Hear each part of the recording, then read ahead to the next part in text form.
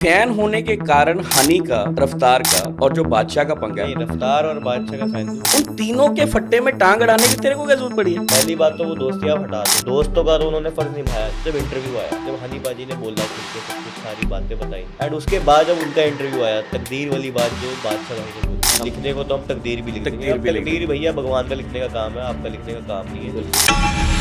ये मेरा आखिरी गाना है, जवाब था। गलीच लोग होते हैं ना जो बिल्कुल गिरे हुए, दूसरे के फैन बेस को टारगेट करो, वो भेड़ बकरियां बोल लो कौन आ गया नॉटी खान बताने के लिए नया मैं आ गया हूँ मैं आ गया भाई। मार्केट। अब रुक जो, थम जो। पहले तू इनके दरवाजे पे आया, वहां से लात खाई, दूसरे पे आया, वहां से लात खाई, शादी में भी वफादारी नहीं की। ये सिर्फ फैंस की आवाज है। मैं हनी पाजी का फैन हूँ, मैं योयो आर्मी के साथ हूँ। योयो आर्मी की डिमांड थी पाजी आप कुछ करो। ये तो नहीं कह रहा था कि वो देखो मैंने तुम्हारी फाड़ दी। मैं गानों से हटाऊं, देखो अगर आप उंगली बाजी करोगे तो हाथ देना हमें भी आता है। इतनी सांप की रफ्तार पे चल रहा हूँ, मेरी पूंछ पे पैर रखोगे तो मैं डंक तो मारूंगा वो मारूंगा। तो जी कुत्तों की होती है। कहने सब कुछ करना पर गाल गाल नहीं नहीं कटनी। दो गलों की कर देगा ये बंदूकान, पेलेगा और कर देगा भारी नुकसान।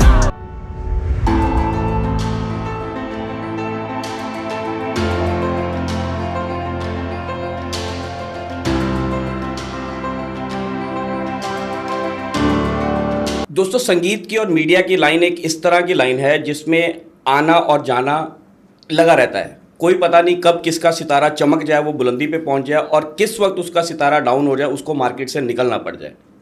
लेकिन कई बार ऐसा भी होता है कि आप एक बुलंदी छूते हो, उस पीक को एंजॉय करते हो, पूरी फैन फॉलोइंग है, पूरा स्टारडम है, और एकदम से आप मार्केट से आउट हो जाते हो। ऐसे बहुत सारे कारण रहते हैं और कई बार ये भी नहीं पता चलता कि वो स्टार मार्केट से गायब हुआ तो हुआ क्यों।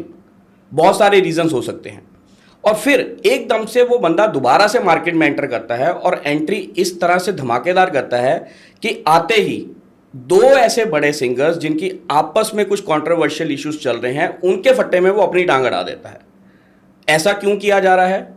सिर्फ फेम लेने के लिए, या अपना जो ग्लैमर जो खोया हुआ था शायद उसको इंस्टेंटली वापस लेने के लिए? और वैसे भी हमारी म्यूजिक इंडस्ट्री में आजकल ये बड़ा कॉमन हो गया है कि जब तक आप एक दूसरे के साथ कोई कंट्रोवर्सी नहीं करोगे तब तक आप चलते नहीं हो। बहुत सारे एग्जांपल्स हैं, बहुत सारे सिंगर्स, हम किसी का नाम नहीं लेंगे, लेकिन आज जिनको हम ढूंढ के लाए हैं आपके लिए, वो आज की डेट में सेंसेशन बना हुआ है, अपने गानों के कारण भी, अपनी फिटनेस के कारण भी, और अपनी पर्सनैलिटी के कारण भी। और साथ ही साथ उसने दो बड़े रैपर्स के बीच की जंग में अपने आप को क्यों झोंका है, इसके कारण भी लोगों को समझ नहीं आ रहा है कि ये हो क्या रहा है। तो हम आज आपको मिलवाते हैं सिंगर नॉडी खान से, जानेंगे उसकी स्टोरी, और पिछले 7-8 साल में जो वो इस मार्केट से गायब रहे, वो कहाँ थे, क्यों गए थे, ये सब चीज़ों के ऊपर चर्चा होगी। और खासकर जो हनी और बादशाह की कंट्रोवर्सी और रफ्तार की कंट्रोवर्सी जो उनके नाम के साथ जुड़ चुकी है, उसके ऊपर बात करेंगे। नॉडी, कैसे हो? बढ़िया सर, बढ़िया। आप सुनाइए। और क्या चल रहा है नया ताज़ा? बस सर, अभी तो थोड़ी ठंड लग गई। अभी तो दवाइयाँ चल रही है 2 दिन से। पर भाई अभी जो गाना आया उसने तो कमाल करके रखा हुआ है। बस ठंड हमें लगी, बुखार किसी और को चढ़ गया। बुखार किसी और को चढ़ गया। सही बात है। अच्छा नॉडी, पहले तो ये बताओ, हाँ जी। जब आप मार्केट में आए थे, आपका जो गाना आया था बहुत अच्छा पॉपुलर हुआ था, उससे पहले आपने हनी के कवर वर्जन्स गाए, वो बहुत अच्छे गए, एक पीक चला। तो ऐसा क्या कारण रहा कि आप मार्केट से गायब क्यों हुए? सर ये बात है 2015-16 की जो आप कर रहे हो, जब मेरा फर्स्ट सॉन्ग आया था आई एम नॉडी खान।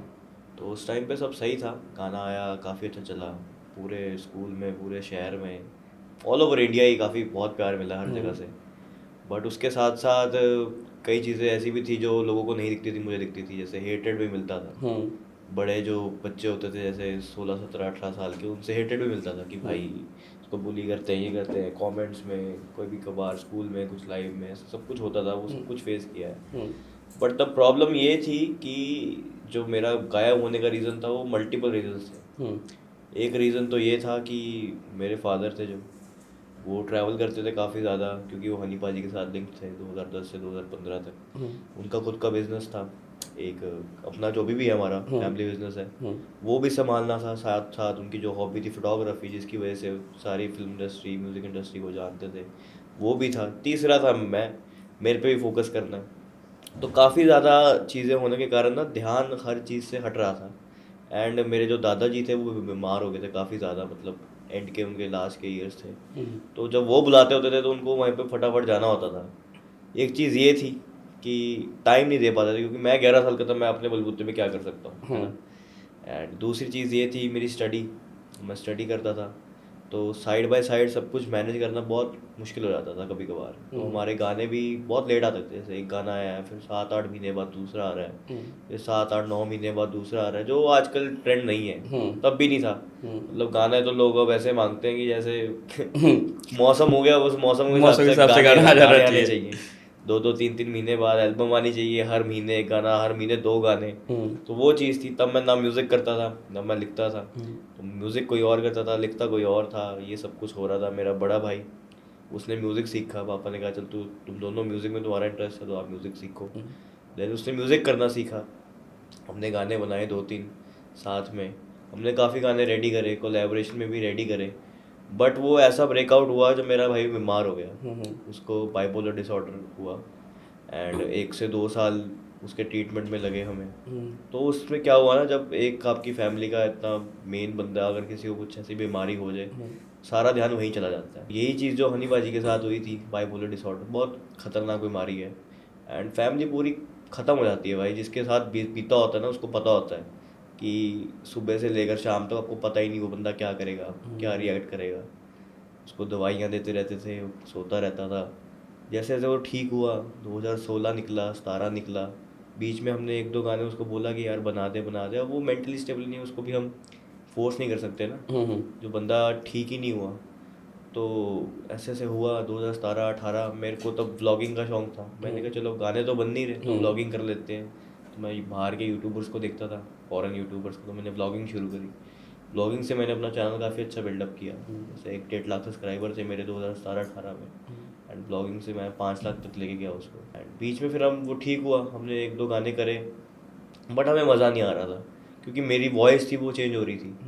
क्योंकि एडोलेसेंस की एज में सबकी वॉइस चेंज होती है। जो हमारी बचपन में आवाज़ थी वो मीठी प्यारी आवाज़, वो तो गायब भी होगी, गाने गाए ही नहीं जा रहे। तो हमें किसी ने रिकमेंड किया कि आप एक काम करो, आप एक तो रियाज़ करो, रियाज़ पे ध्यान दो, और 1-2 साल रुको अभी, कि 16-17 साल की उम्र में वॉइस मैच्योर नहीं होती। और एक ना गानों का बैरियर भी होता है सर। अगर आप 11-12 साल की उम्र में आपने शुरू करा, 14-15-16 में भी आ गया, कुछ ना लिरिक्स का एक बैरियर होता है कि आप ये चीज़ें नहीं गा सकते। एक एज के हिसाब से लोग एक्सपेक्टेशन होती है कि आप क्या गाओगे क्या नहीं। अब आप बच्चे से आप बच्चे वाली चीज़ें एक्सपेक्ट करोगे ना, बच्चा बड़ी बड़ी बातें करने लग जाए कि मैं ऐसे घूमूं, मैं वैसे घूमूं, गाड़ी के ऊपर वो गाना नहीं बना सकता, बच्चा गाड़ी चला नहीं सकता, तो लड़की बाजी पे वो गाना बना नहीं सकता, बच्चा लड़की बाजी कर नहीं सकता। तो वो चीज़ें सूट नहीं करती बोलनी भी और उस एज में करनी भी। तो हमने सोचा चलो 1-2 साल का ब्रेक लेते हैं, 17-18 के जब हो जाएंगे, टीनेजर बोली लुक आ जाएगी, थोड़ा वैसे भी मैच्योर हो जाएंगे तो करेंगे। तो मुझे पापा ने बोला, मुझे मोटिवेट किया कि नहीं तू एक काम कर, भाई बीमार है तो ऐसे तो नहीं होएगा कि अब हम बाहर से म्यूज़िक कराएं, बाहर से ही लिरिक्स लें, तुझे खुद कुछ तो करना पड़ेगा। तो म्यूज़िक सीख। मेरे को बड़ा डर लगता था भाई म्यूज़िक से, क्योंकि मैं वो सॉफ्टवेयर होता है जो उनसा लॉजिक प्रो, FL स्टूडियो में देखता था, मैं अगर इसमें इतना कुछ है भाई ये कैसे करूँगा मैं। मेरा एडिटिंग वाला, जिसको म्यूज़िक वाला बंदा उसको एडिटिंग से डर लगता था कि भाई एडिटिंग का सॉफ्टवेयर ऐसा है। बट वही है, जब आप करने लगते हो तो आपका इंटरेस्ट बन जाए तो सब आसान लगता है। तो आपने इस टाइम में जब आपने कहा कि आपने म्यूज़िक सीखना शुरू किया तो सिंगिंग को भी निखारने की कोशिश करी, तो फिर किसी को गुरु धारा, किसी के साथ प्रॉपर? मेरे को एक्चुअली मेरे को ना एक तो सेल्फ लर्निंग का बहुत शौक था। तो म्यूजिक में ये था कि मेरा मूड नहीं था, मेरा मन नहीं था ना सीखने का अंदर से। मेरे को मतलब ऐसा था कि इंटरेस्ट बनाना था मेरा। तो हमारे एक विशाल सर होते थे, DJ विशाल सर ना, मतलब मेरा जो पहला रिकॉर्डिंग होगी मेरे ख्याल से, वोकल रिकॉर्डिंग, जैसे हमने ब्राउन रंग का कवर किया था जैसे बचपन में, तो मैंने उनके घर करी थी विशाल सर के। वो बड़े रिनाउंड म्यूजिक प्रोड्यूसर है, म्यूजिक डायरेक्टर है, बहुत स्टूडेंट्स हैं उनके, कितने बहुत अनगिनत पंजाब में। तो उनके पास पापा ने मुझे भेजा उनकी क्लासेस में।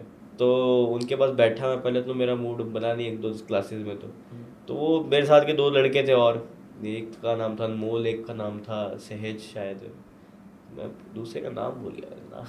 अभी मेरी बात हुई थी दूसरे से, क्या नाम था, बंटी। इसका मेरे को निकनेम याद है, असली नेम नहीं याद, बंटी था उसका नाम। तो बंटी भाई होते थे, बड़ा मस्त म्यूजिक बनाते थे। अनमोल भाई होते थे, वो बिल्कुल वो थे एमेच्योर थे, उनको कुछ मतलब नॉलेज नहीं थी उस टाइम पे म्यूजिक की। वैसे ही मैं था, मतलब मुझे बेसिक तो पता था कि बीट होती है, बीट पे गाना है, बीट पे बनाना है, बट मैंने वो बड़ी जल्दी लर्न करना सीख लिया, क्योंकि मुझे पहले नॉलेज थी, एक बेसिक नॉलेज थी कि ये बीट होती है, ये सुर होता है। तो वहाँ पे जाके मेरा इंटरेस्ट बना म्यूजिक में, तब तक मेरा इंटरेस्ट नहीं था। एंड वो जो सॉफ्टवेयर में सिखाते थे, वो सॉफ्टवेयर भी मेरे सॉफ्टवेयर नहीं सिखाते जो मेरे पास था। तो मैं वो यूट्यूब से सीखता था सारा। जैसे वो बताते थे ऐसे ऐसे करके करना है, वो अप्लाई मैं यूट्यूब पे करता था। मैं यूट्यूब पे सर्च करता था कि ऐसे ऐसे इस सॉफ्टवेयर में कैसे करना है। तो 2-4 क्लासेस लगी मेरे को, मतलब हफ्ते में 2 हफ्ते में मेरा इंटरेस्ट बन गया वहाँ पे।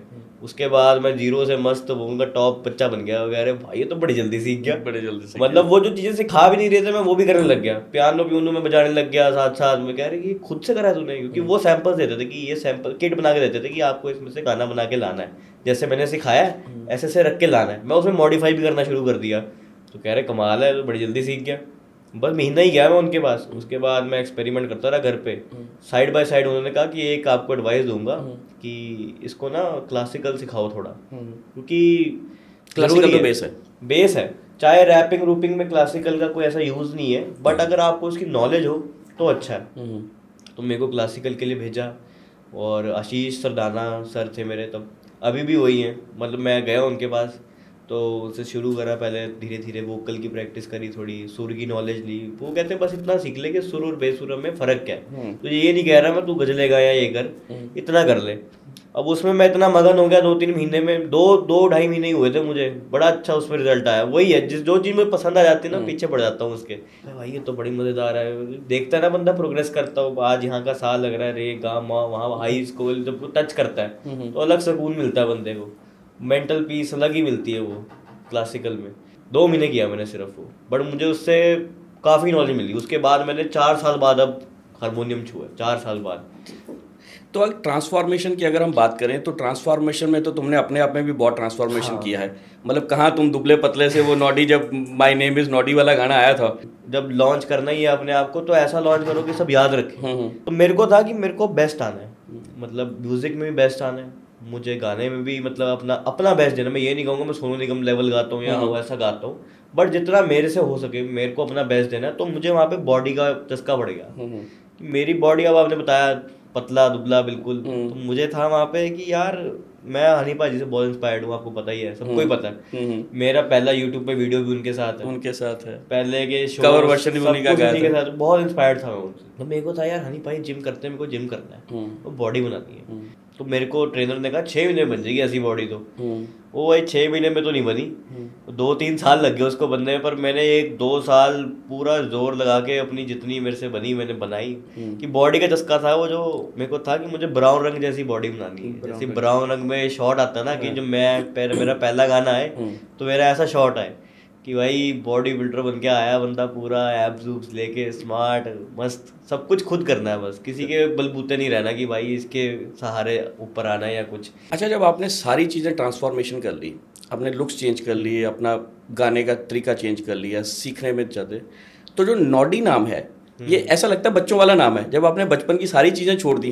तो नाम का नहीं सोचा कि नाम भी अपना चेंज कर दिया जाए? ये एक्चुअल में आपका असली नाम है या असली नाम क्या है, यही नहीं लोगों को अभी तक पता? असली नाम है सर मेरा नॉडी, लोग मानते नहीं है। मैं जिम में भी जाता हूँ तो और स्कूल में भी पक्का नाम, कागजों में, पासपोर्ट में नॉडी है, सब जगह आधार कार्ड में भी नॉडी है। मैं दिखा देता हूँ खोल के। ओके, नॉडी ही नाम है। नॉडी नाम भाई अच्छा लगता है मेरे को। एक तो इस नाम पे कोई किसी को ना गुस्सा नहीं आता, बेस्ट चीज़ ये है। दूसरा है ना, नॉडी के साथ नोटी पन्ना जो तुम हाँ, करते हो ना, नोटी वो पन्ना। चला जाता है ना।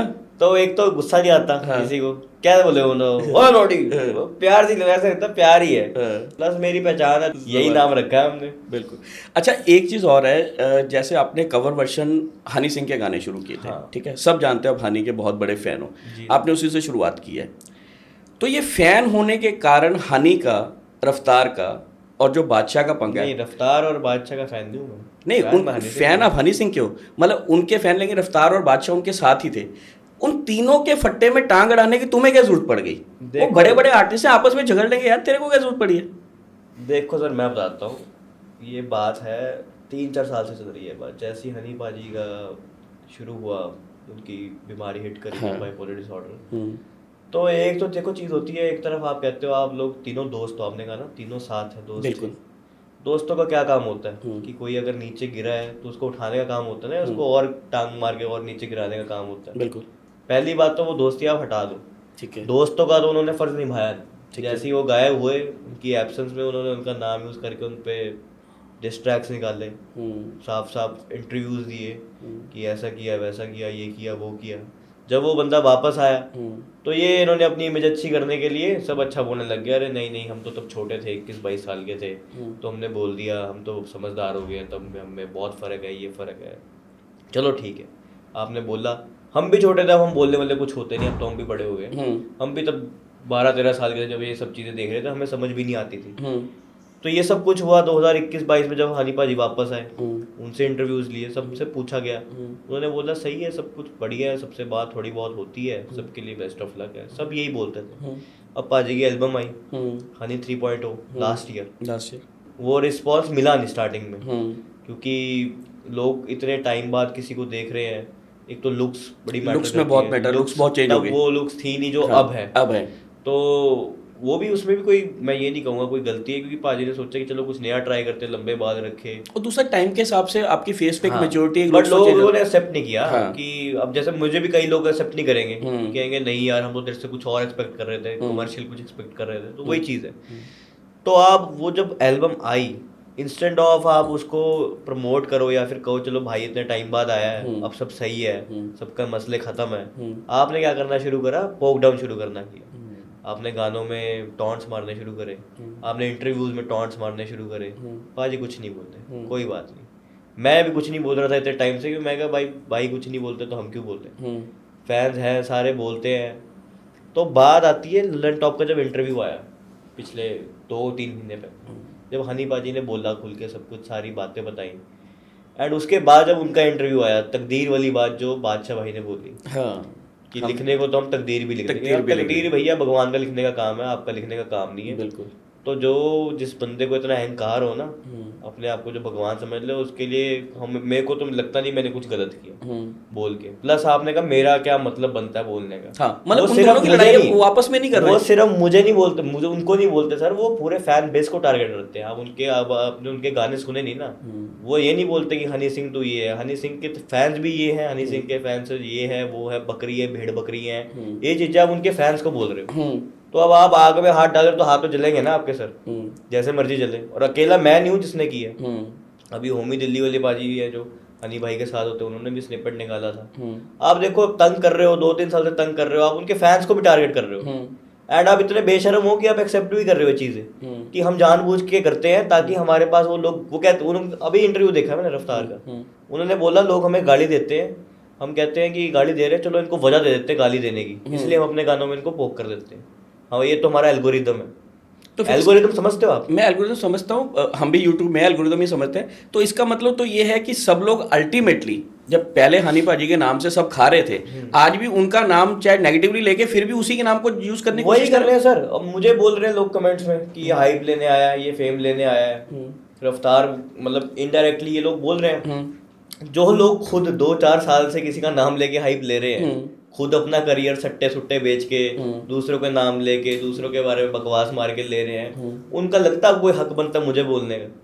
और दूसरी बात, अगर मुझे हाइप लेनी ही होती, इनसे लेने मेरे इतने बुरे दिन तो हाई नहीं कि मैं अपने घर वालों को बोल दूं भाई ऐसे गानों पे जिसको मैं कहीं परफॉर्म नहीं कर सकता, जिसको मैं किसी को खुद मैं पर्सनली शेयर नहीं कर सकता, क्योंकि ये मेरा टेस्ट ही नहीं है सर। मैं अगर चाहता इन गानों को बड़ा करना, मैं इसकी मस्त प्रमोशन करता, लाखों रुपए इस पे लगाता, ये करता वो करता, मैं नहीं चाहता सर कि मैं ऐसे गाने बनाऊं। और मैंने ये लाइव में अपने बोला भी है इस गाने के लॉन्च से पहले कि ये मेरा आखिरी गाना है, जवाब था, ये कोई डिस ट्रैक नहीं था। डिस का मतलब होता है जब आप किसी को गाली गलौज कर रहे हो, आप उस पर इल्जाम लगा रहे हो अपने बेस पे कि तूने तो ये किया, तेरे साथ मैं ये कर दूंगा, वो पर तुमने तो वर्ड टू वर्ड भी है भाई, तो मैंने तो सर फैक्ट्स बताया ना। एक था राजा गाना, खबरें है ना, जो खबरें हैं, जो प्रूफ चीजें हैं, प्रूफ दिए हैं। आपने डिस्ट्रैक्ट सुने होंगे ना लोगों के, आप वो सुनना, फिर आप मुझे क्वेश्चन करना कि डिस्ट्रैक्ट है या नहीं है। पहली बात तो ये, मैंने जो बातें थी वही बोली है, जो गलत वर्ड्स भी हैं उस गाने में वो उन्हीं की लाइंस हैं, उसी को फ्लिप किए, उन्हीं की लाइंस है, उसी को फ्लिप किया। अपने आप से मैंने कुछ नहीं बनाया कि भैया मैं अपने आप को बड़ा बना के तुम्हें छोटा दिखा रहा हूँ। जो बातें आपने बोली हैं वही समराइज कर रहा हूँ, क्योंकि आप पलटी हो इंसान हो, दोनों दोगले बंदे हो आप। एक साल आप बोलते हो हम बड़े भाई हैं, हमारा ये हमारा भाईचारा है, अगले साल आप गाली देते हो, तीसरे साल आप बोलते हो हमारा भाईचारा है, चौथे साल आप फिर गाली देते हो। तो ये दोगलापंती है, दोगलापंती क्लियर करनी थी, वो कर दी मैंने। अच्छा, ये तो हो गया रफ्तार और बादशाह का। अभी सुनने में आ रहा है कि नेक्स्ट नंबर शायद एक किसी और का भी लगे, लोग प्रिज्यूम कर रहे हैं कि शायद इक्के के ऊपर आप बात जाएगी। नहीं सर, इतना टाइम इक्का क्यों बोल रहे हैं हम, क्यों बोल रहे हैं? कुछ कहा उन्होंने, किसी ने कुछ कहा? कुछ तो भी लोग नहीं कह रहे हैं नहीं सारे एक ही लाइन में थे तो शायद आप उस चीज कहा। ऐसा थोड़ना है यार, ऐसा थोड़ना होता है। 2 बंदे थे जो मेन थे, जिनको मैं एक्चुअली मानता था। बादशाह भाई को तो चलो रहने दो, रफ्तार भाई की मैं इज्जत करता था क्योंकि वो बहुत अच्छा गाना लिखते हैं, बहुत अच्छे उनको नॉलेज है म्यूजिक की भी। अगर वो म्यूजिक प्रोड्यूस नहीं भी करते ना, मैंने सबके इंटरव्यूज देखे हैं। मैं भी बच्चा हूँ, मैं बचपन से देखता आ रहा हूँ, मैं सबके इंटरव्यूज देखता हूँ। मुझे ऐसा लगता है कि रफ्तार भाई बहुत अच्छे आर्टिस्ट हैं, क्योंकि उन्होंने और बड़े आर्टिस्टों का मतलब करियर बनाया भी है, हेल्प भी करी है।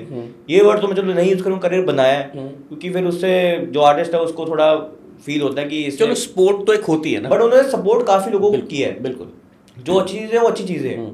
बट आप जो अब कर रहे हो ना ये 2-3 साल से, क्योंकि आपके खुद के गाने नहीं चल रहे तो आप किसी और का नाम लेके बोल रहे हो या वो कर रहे हो। मेरे तो 2 गाने आए हैं सर, मेरे तो 2 गाने आए हैं। लेकिन तुम्हारे 2 गानों ने धमाल मचा के मेरे रखी है 2 ना। गाने हैं, धमाल मचा दिया। चलो आप कहते हो मेरे को ऑडियंस चाहिए थी, फिर कितनी ऑडियंस मिल गई मेरे को? 5,000 सब्सक्राइबर थे, 10,000 सब्सक्राइबर बढ़ गए। 10,000 के लिए मैं इतने पैसे खर्चूंगा, इससे अच्छा मैं अपना किसी और गाने पे लगा के ना खर्च लूं।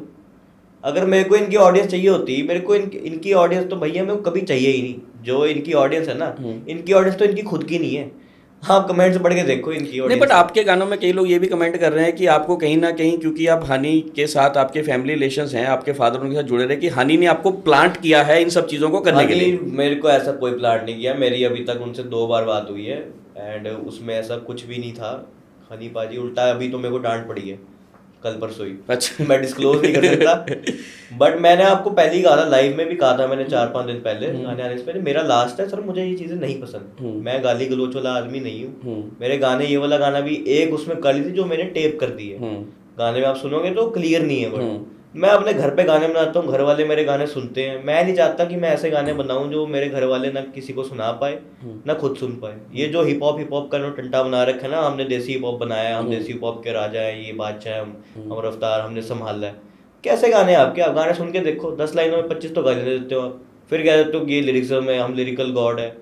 आप सुन सकते हो ऐसे गाने इनके? आप कभी इनके गाने सुनना, जो कहते हैं ना हमने हिप हॉप को संभाला, हमने हिप हॉप को इंडिया में बड़ा करा है। आपने सिर्फ घटिया चीजें सिखाई है बच्चों को कि दूसरों का नाम लेके उसको गाली गलौज करो एंड दूसरे की बीमारी का फायदा उठाओ।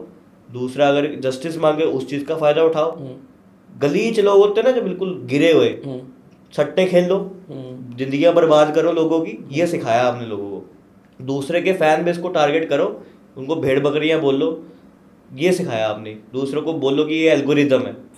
अच्छा, अगर इस बात को हम करें तो सुनने में तो ये भी आया था कि हनी पाजी ने एक टाइम पे आपको ये भी कहा था कि मैं तेरे लिए गाना बनाऊंगा, मैं तेरे को मार्केट में लॉन्च करूंगा। ऐसा तो उन्होंने भी कुछ नहीं किया तुम्हारे लिए? तो भाई वो तो मेरे फादर को बोला था ना, वो खुद ही बीमार हो गए। 2014-15 की बात है कि मैं इसके लिए गाना बनाऊंगा। वो जो बंदा 2014-15 में बोल रहा है, उन्होंने मना थोड़ा ना करा नहीं बनाऊंगा, मना थोड़ा ना करा उन्होंने। मैंने बोला कि मना करा उन्होंने, मैं मिला ही नहीं उनसे।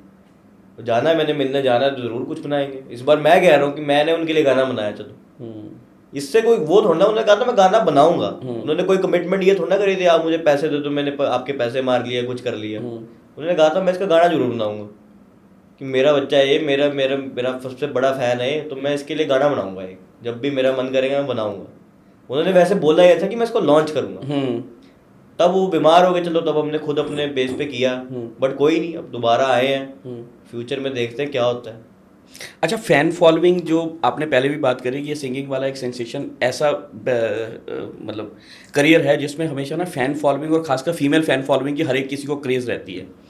तो नॉडी अब कहाँ देखता है कि फीमेल फैन फॉलोइंग कैसी है? या देखो सर, मैं बताता हूँ फैन फॉलोइंग का। देखो अभी और थोड़ा सा मैं गर्लफ्रेंड भी पूछना चाहूँगा कि इन दोनों अब कोई बन गई है, क्योंकि अब जवानी में है तो भाई कोई ना कोई तो होएगी।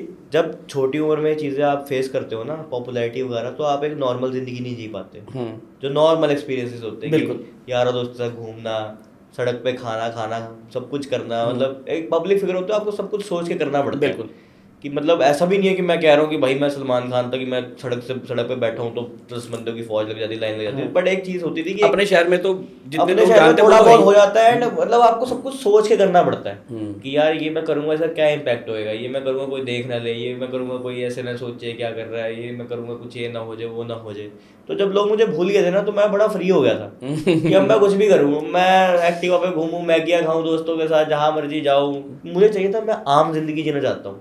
नहीं, आम जिंदगी की बात करो ना, उसमें गर्लफ्रेंड होना तो एक, मैं बता रहा हूँ, आम जिंदगी जी रहा था। जब तो मैं इतना कट गया था इन चीज़ों से कि मैं वो आम जिंदगी में एडजस्ट करने में मुझे थोड़ा टाइम लगा। क्योंकि मैं बचपन से काम करता आ रहा हूँ, तो ये चीज़ें करी, उसके बाद ये चीज़ें छोड़ भी दी बड़ी जल्दी। क्योंकि जब फिटनेस में पढ़ा मैं, उसके बाद मैंने कसम खा ली भाई अब नहीं करना है सब। गर्लफ्रेंड भी आपने बात करी, गर्लफ्रेंड मेरी पिछले साल ही बनी थी। अच्छा। अब ये मेरे को बड़ी जरूरी लगती थी ये चीज, पता है इसलिए नहीं क्योंकि सबकी है। क्योंकि जो लोग कहते हैं ना यार गाने लिखने हैं, वो लिखता बंदा तब है जब वो कुछ फील करता हो किसी वो कहता है ना इश्क में या तो वो बड़ा जरूरी है या बनेगा। मेरे गाने जब मैंने बनाए, अब 2020 से मैं शुरू हो गया था गाने बनाने, तो सारे गाने ना ऐसे ही थे कि इमेजिनरी थॉट्स थे वो, कि कोई लड़की है, कोई लड़की, अब वो एक लड़की होनी भी तो चाहिए जिससे आपकी बात होती है, तभी तो आप लिखोगे कि मैं तेरे से बात करता हूँ, मैं ये फील करता हूँ। वो थी ही नहीं। तो बड़े इमेजिनरी गाने थे, 4-5 बने। तो मैंने एक ना अपने भाई को सुनाए, अपना यार दोस्त तुषार था उसका नाम, कह रहा है यार गाने तो बड़े अच्छे हैं बट सारे ऐसे हैं कि तू किसी को चाहता है और तेरे पास है नहीं, वो भी तूने उसको पाया नहीं है, तो वो आगे की स्टोरी कंटिन्यू होनी चाहिए ना। अब गाना तूने गाया, आधे गाने इसके बीच में तू उसको पा लिया, अब तू खुश है उसके साथ, ऐसे खत्म होना चाहिए गाना, स्टोरी लगनी चाहिए। तो वो चीज़ मिसिंग थी। तो मैं कहा यार गर्लफ्रेंड तो होनी चाहिए यार, अब मैं क्या करूँ। अब लोग, आजकल का ज़माना बड़ा बदल चुका है यार। मैं ओल्ड स्कूल रहूँ पड़ा, क्योंकि मेरे घर वालों की लव मैरिज है, मेरी मम्मी हिंदू, मेरे पापा मुस्लिम, तो उनकी स्टोरियाँ सुन सुन के मेरे अंदर ही फीड हो रखा था कि यार प्यार तो मतलब ऐसा होना चाहिए कि बस वही हो और तो कुछ हो ही ना। तो मेरे को बड़ा टाइम लगा ढूंढने में अपना प्यार। जब मिला मैं इतना मगन हुआ कि मैं वो जिम भी छूट गया, म्यूजिक भी छूट गया, सिर्फ प्यार ही प्यार किया बस। 6-7-8 महीने ऐसा इश्क लड़ाया मैंने, मैं वो 4-5 साल का पूरा कर लिया। मतलब तुमने जो भी करा एक्सट्रीम में करा, मतलब जिसके पीछे लगा वो करो और फिर खत्म करके पहले, और वो खत्म करके फिर बिल्कुल ही ऐसा हो जाता है कि अब दूसरी चीज पे पड़ गए तो अब इसी में पड़ गए। मतलब ये चीज पता नहीं अच्छी भी है बुरी भी है कि मैं एक चीज के पीछे पड़ जाता हूँ, मैं उसी में खो जाता हूँ। अब इश्क किया तो इश्क में टाइम लगा, सच्चा इश्क किया तो उसमें टाइम लगा। ऐसे ही मौसमी होता तो 2-3 महीने में खत्म भी हो जाता, हो गया। तो ये सब कुछ था, वो किया। उसके दौरान काफी गाने लिखे पर बनाए नहीं, काफी गाने खुद लिखे, काफी अपने भाई हैं, अपने खैरी चीमा जिन्होंने मेरा फर्स्ट सॉन्ग लिखा था, तो उनके साथ अब जहाँ भी मैं अटक जाता हूँ तो मैं उनके पास जाता हूँ, मैं पाजी आप करो हेल्प मेरी। तो वो उन्होंने मेरे को बड़ा मोटिवेट किया, क्योंकि जब हम 2017-18 में गए थे ना, जब हमने दोबारा सोचा था गाने, अब म्यूजिक बनाने लग गया, तो पाजी बीमार हो गए थे हमारे हैरी भाई, उनको जॉन्डिस हो गया था शायद, कुछ प्रॉब्लम हुई थी काफ़ी मेजर। तो उन्होंने कहा था यार मैं कुछ नहीं कर पाऊंगा, तुझे खुद ही करना पड़ेगा।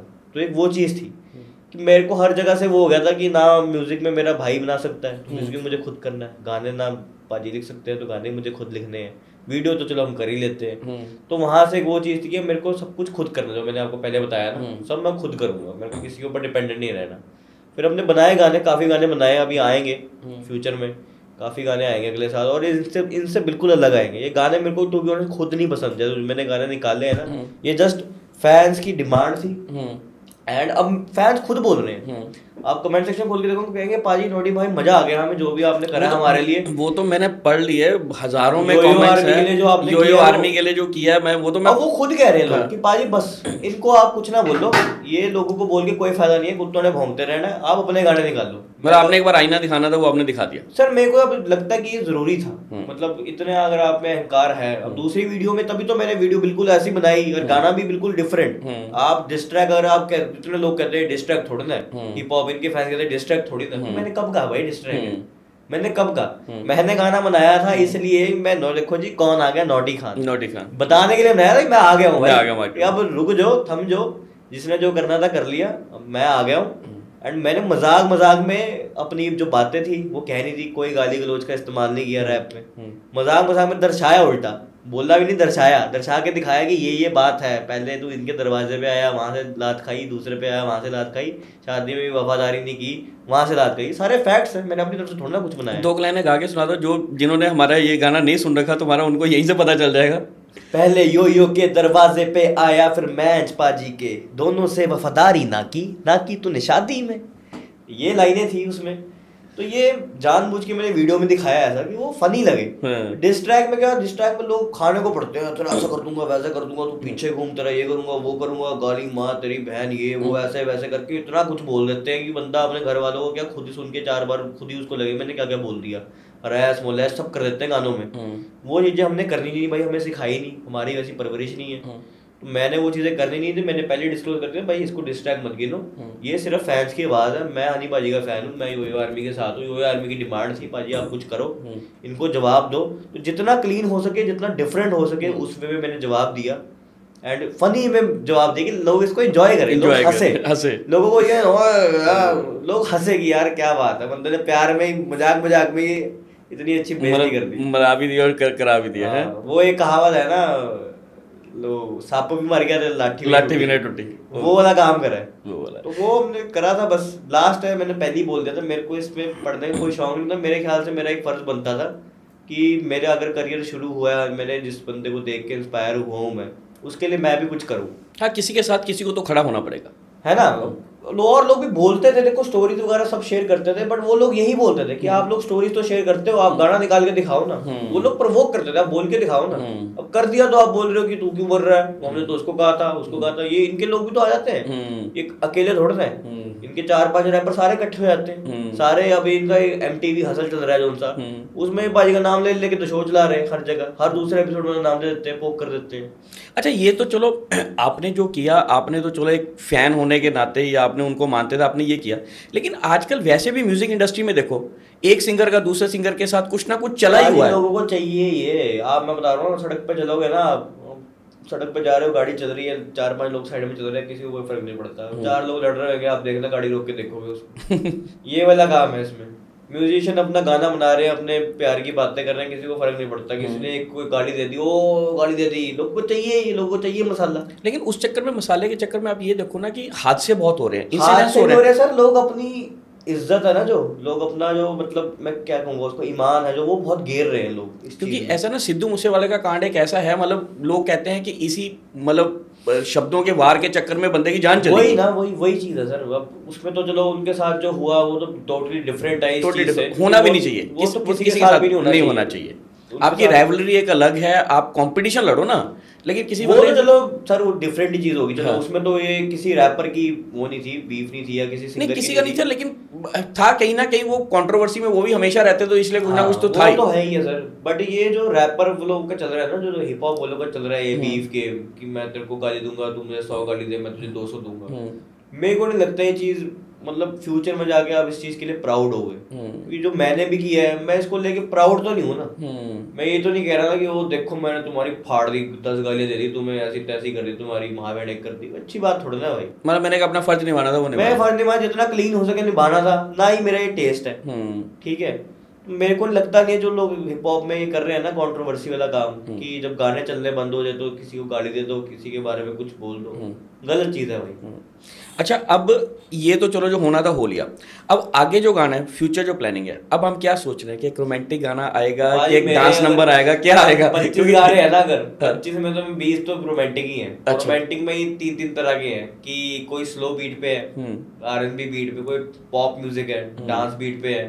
मतलब मेरे गाने ऐसे हैं कि चाहे वो 10 साल का बच्चा हो, चाहे वो 20 साल का लड़का हो, 20 साल की लड़की हो, 30 साल की हो, मैरिड हो, चाहे जिसके पोते दोते आ गए हैं वो हो, सब सुन सकते हैं। मेरे ऐसे गाने, ऐसे लिरिक्स हैं कि उसमें आपको कोई ये, मेरे को फ्यूचर में ये नहीं लगेगा यार मैंने ये किया, मुझे अच्छा नहीं लगा, मेरे को ये नहीं करना चाहिए था। तो कब कुछ तक? गाने हैं जो थोड़े नॉटी हैं, बट वो भी ऐसे हैं कि आपको अगर बहुत आप गौर से सुनो तो आपको समझ आए। वरना जैसे हनी पाजी से इंस्पायर्ड होकर मैंने गाने बनाए हैं सारे, जैसे उनके थे, मेरे को लगता था वो चीजें मिसिंग है। जैसे उनके गाने होते थे ना थोड़े, मतलब लोगों को मतलब नहीं पता था फिर भी गुनगुनाते थे, तो वैसा मैंने ट्राई किया है कि मतलब थोड़ा उस दौरान का जो म्यूजिक था, उस दौरान का थोड़ा जो लिरिक्सम था। जैसे वो गाना था आज ब्रू है पानी पानी, उसमें जो वो लोगों ने वो मॉडल वाला वो जो सारा हिसाब किताब देखा था, वो लोगों ने उसी में देखा था कि ऐसा भी कुछ हो सकता है। हम सब, मैं कह तो रहा हूँ, अब हम उनसे इंस्पायर्ड है तो कुछ ना कुछ तो वैसा लेके आएंगे फ्यूचर में। अभी नेक्स्ट ईयर प्लान कर रहे हैं हम एक बड़ा गाना काफी। तो अभी साल लगेगा गाना आने में? अरे 1 महीना तो रह गया नेक्स्ट ईयर को। अच्छा, ये कब आ अच्छा, गया? मतलब नेक्स्ट ईयर, मतलब तो रह गया। अच्छा, कुछ साल जब कहते हैं तो साल लगता है। हाँ, वैसे देखा जाए तो नए एक साल में आपको नया नॉटी खान मिलेगा। मैं तो यही कहूंगा, जो बीत गया वो बीत गया, जो हो गया वो हो गया। मैं इसको चीज लेके भी ये नहीं कह रहा कि भाई मैंने बहुत गलत किया, ही किया। मैं ये हूँ नहीं, पर मेरे को लगता है मेरा ये बनता था करना। मेरे को एक बार रियलिटी दिखानी थी, शीशा दिखाना था कि आप ये हो, आप ये दोनों, ये पॉइंट्स है, ये दोनों आप पहले ये देख लो, फिर बोलना आप। क्योंकि आप लोगों को गलत चीजें सिखा रहे हो ना। आपके इतने फैंस हैं, आपके 4-5 मिलियन फैंस हैं, आप कहते हो मेरे इतने हैं, मैं Raftaar is a GOAT of hip hop industry, Raftaar ने इंडस्ट्री को ये दिया वो दिया। ये क्या आप सिखा रहे हो कि आप सट्टे बेचो, सट्टे खेल लो, आप उंगलीबाजी करो दूसरों को। आप क्लेम कर रहे हो कि हम जानबूझ के करते हैं क्योंकि हमें गाली तो पड़ती है, हम ये करेंगे तो लोग और गाली देंगे, हमारी इंगेजमेंट बढ़ेगी, हमारे को पैसे मिलेंगे एड्स के। ये क्या चीज़ है? अच्छी चीज़ है? ये सिखाने की चीज़। आप अपने बच्चों को ये सिखाओगे? आप मुझे ये बताओ। तो मैंने तो यही चीजें बंद करने के लिए अपना गाना निकाला था कि भाई जो समझदार लोग हैं वो देखो, ये सच्चाई है, ऐसे लोगों को फॉलो मत करो। इसको बात अच्छा, अभी आपने एक बड़ी इंटरेस्टिंग बीच में बात बताई कि आपके मम्मी पापा की दोनों की लव मैरिज है, पापा आपके मुस्लिम है, मम्मी हिंदू हैं, तो घर में माहौल कैसा है? माहौल बिल्कुल सेक्युलर माहौल है सर। मंदिर बना हुआ है घर में। अच्छा। And मंदिर मेरे ख्याल से इंडिया में ऐसा पहला ही मंदिर होगा जिसमें सारे भगवान हैं। अच्छा। मतलब मेनली तो हिंदुज्म वाले ज्यादा है अपने, बट सर हर चीज का हमने एक एक रखा हुआ है। जैसे सिखिज्म का भी है, क्रिश्चियनिटी का मिसिंग है, वो एक्चुअली में ना कोई गिफ्ट कर देता तो हम रख लेते हैं। तिब्बतन्स का भी है, सबका हमने रखा हुआ है। तो वो तो बड़ा बचपन से है कि मैं बचपन में तो मैं पूजा करने भी जाता था छुट्टियों में ना, पूरा मेरे को सिखाया हुआ था, उससे चंदन का लेप लगा के ठंडा लगता था। तो अपना पूरा सेक्युलर माहौल है। कोई मेरे फादर ने मेरे को बड़ा ऐसा मतलब परवरिश बड़ी अच्छी, मेरे को लगता है बड़ी अच्छी करी है कि ऐसा नहीं कभी कहा कि किसी एक को धर्म को मान लो, सबकी इज्जत करो। मैं ऐसे खुद कह रहा हूँ, मैं ब्लाइंडली किसी भी ऐसे मतलब मेरे को ये नहीं है कि मैं इसको फॉलो करता हूँ। मैं हर जगह जाता हूँ। 6 महीने पहले मैं खाटू श्याम गया था दोस्तों के साथ। मेरे को जहाँ कोई ले जाता है मैं वहाँ चला जाता हूँ। मैं किसी एक धर्म को नहीं मानता, मैं सबको मानता हूँ, सबकी इज्जत करो। अब लोग कहीं तंग करते हैं कमेंट्स में ना, अभी मैं लाइव वो करे, अगर आप हनी भाई के फैन हो मैं राम राम बोलूँ, मैं अगर लाइव में क्या राम राम मैं अगर लो, मैं खुद बोलता हूँ वीडियोस में, मेरे यार दोस्त हम घूम रहे होते हैं और राम राम दादर क्या हाल है। अपने को कोई वो नहीं है भाई, हम किसी एक के नहीं, हम सबके हैं।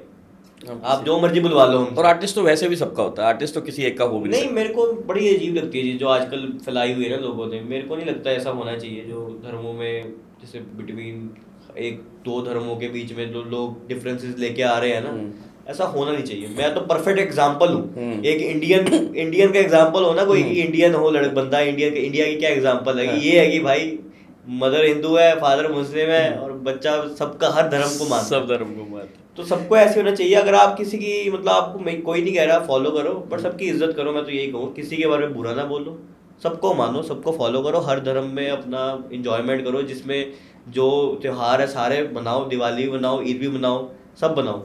और बच्चों के लिए तो वैसे होता है ना, कहते हैं बच्चों के लिए कोई त्योहार उनको किसी मेरे धर्म को से फायदा है, मेरे को तो हर में पैसे मिल जाते हैं। मेरे को तो दिवाली में भी मिलते हैं, मेरे को तो ईद में भी मिलते हैं। अच्छा, आपके घर में जैसे आपने कहा कि लव मैरिज का ट्रेंड तो पेरेंट्स ने चला रखा है, तो अब नॉडी क्या करेगा? नॉडी लव मैरिज में जाएगा या अरेंज मैरिज में जाएगा, या मम्मा का बेटा जो मम्मा कहेगी वो करेगा?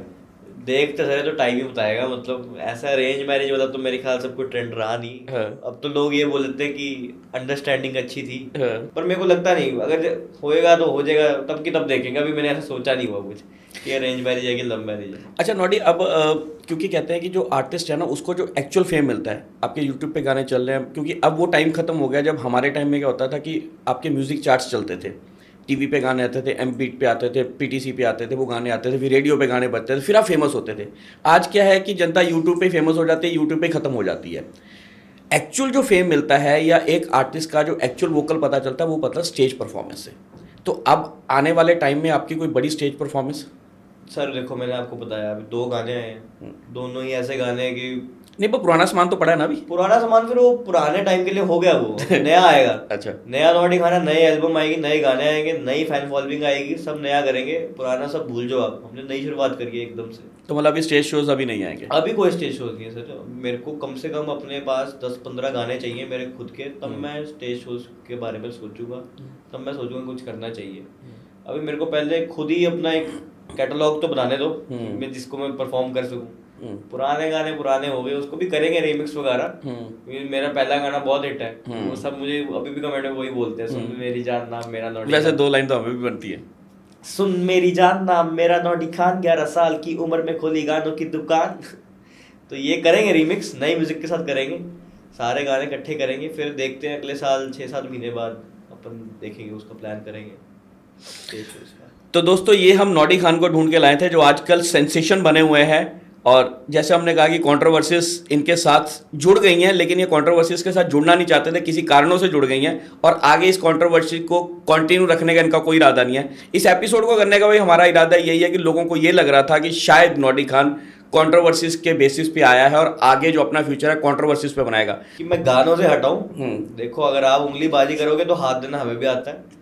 मेरे को अगर स्पेशली कोई डिस करे या कुछ करे, मैं यहाँ पे बोल रहा हूँ कि मैं किसी को डिस नहीं करा, ना अभी तक कर रहा है। जो बोला था फैक्ट्स के बेस पे किया था, एंड में दोबारा बता रहा हूँ, मैं किसी को डिस करूंगा कभी नहीं करूंगा। मेरे को क्योंकि अभी अभी मेरी बात हुई है बाजी से, मेरे को काफी कुछ समझाया उन्होंने, डिस मैं किसी को नहीं करूंगा, बट अगर आप पंगे लोगे तो हम अपना नॉर्मल लेवल पे देख लेंगे, डिस हम फिर दूसरे वे में करेंगे। मतलब है कि मैं अपनी सांप की रफ्तार पे चल रहा हूँ, मेरी पूंछ पे पैर रखोगे तो मैं डंक तो मारूंगा तो जी कुत्तों की होती है, शेरों की तो ऊपर ही होती है हमेशा, कुत्तों की होती है नीचे। हम शेर आदमी है भाई, तो खुल के बात करेंगे, बैठ के बात कर लेंगे भाई। डिस डूस वाले कामों में हमें पढ़ना नहीं है, अपने नॉर्मल लेवल में बात कर लेंगे बैठ के। जिसको भी ज़्यादा वो वैर निकालना है निकाल देना फिर। चलो हम यही चाहते हैं कि किसी का बैर किसी से ना रहे, सब अपना अपना काम करे, अपनी अपनी फील्ड में सारे तरक्की करें। मैं तो यही चाहता हूँ सर, सब एक ही थाली में बैठ के खाएं। बोहेमिया बाजी ने एक लाइन बोली थी, मेरी एक दुआ सारे नाल बैठ के खान रोटी। जब करण औजला एंड सिद्धू मूसेवाले जी का चल रहा था, बीफ चल रही थी उनकी, जब ये लड़ाई लड़ी तो उन्होंने यही गाने में बोला था, हम तो यही चाहते हैं कि सारे बैठ के खाएं। बट अगर आप थाली के बैंगन और लेफ्ट राइट घूमोगे फिर नहीं होएगा ये काम। तो बस सारे प्यार बना के रखो, अपनी ऑडियंस है आपके पास, एक रिस्पॉन्सिबिलिटी है कि अगर आप इतने बड़ी हस्ती हो तो उनको कुछ अच्छा सिखाओ। बिल्कुल सही। मैं यही बोलूँगा, गाली गलोच मत करो। मेरे कमेंट्स में भी जो मेरे फैंस हैं, हनी पाजी के फैंस हैं, कोई मेरे को गाली देता है, वो लोग बेचारे गाली दे देते हैं कि भाई को बोला। सबको मैं यही बोलता हूँ, भाई गाली मत दो, जो मर्जी करो, गाली गलोच मत करो बस। बाकी कहना सब कुछ करना पर गाल नहीं कटनी। बस अच्छी चीज़ें सीखो यार, बड़े हो जिंदगी में, कर्म अच्छे कर्म करो। मैं यही बोलूँगा, सारे प्यार बना के रखो। और मेरे को कोई शौक नहीं कंट्रोवर्सी में आने का। ये मेरे 2 चीज़ें थी जो मुझे क्लियर आउट करनी थी, फैंस के लिए, अपने लिए, एंड मेरा फर्ज बनता था, मैंने किया। इसके बाद मेरी कोई इन्वॉल्वमेंट नहीं है। सब प्यार से रहो, अच्छे गाने सुनो, अच्छा म्यूज़िक फैलाओ, अच्छी बातें करो और अच्छे कर्म करो। चलो दोस्तों, इसी गुड वाइब्स के साथ मिलते हैं अगली बार किसी और एपिसोड में। जुड़े रहिए मंथन चैनल के साथ और नॉटी खान के साथ। Thank you so much.